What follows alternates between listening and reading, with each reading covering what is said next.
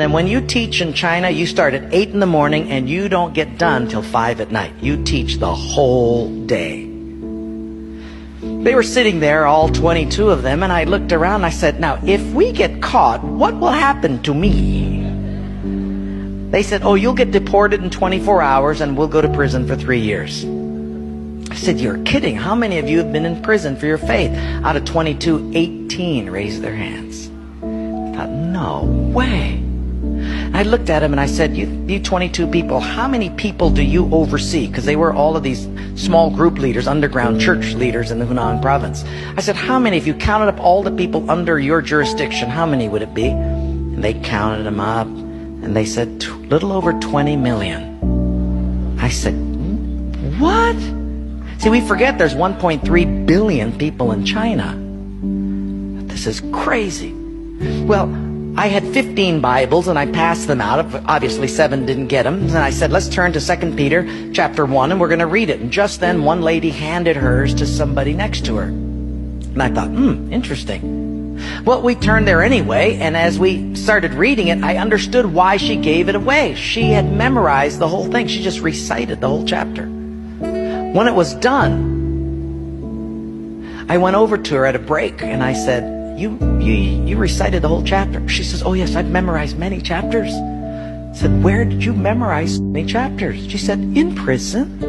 I said, you have much time in prison. So I said, but don't they confiscate the Bible? She said, yes. So people bring in scriptures written on pieces of paper and they bring it in. So I said, but then if they find that piece of paper on you, won't they confiscate that? She said, oh yes, that's why you memorize it as fast as you can. Because even though they can take the paper away, they can't take what's hidden in your heart. I thought, wow.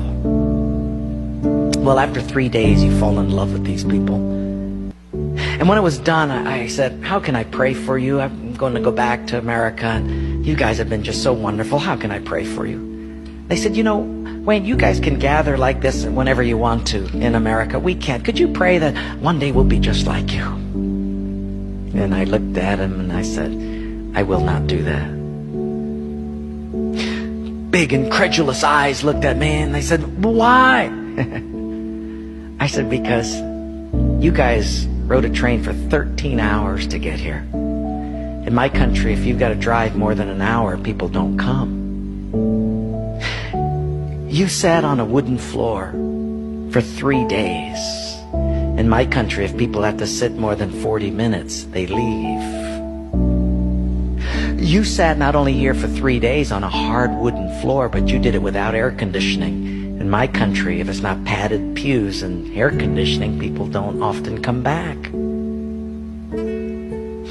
In my country, we have an average of 2 Bibles per family.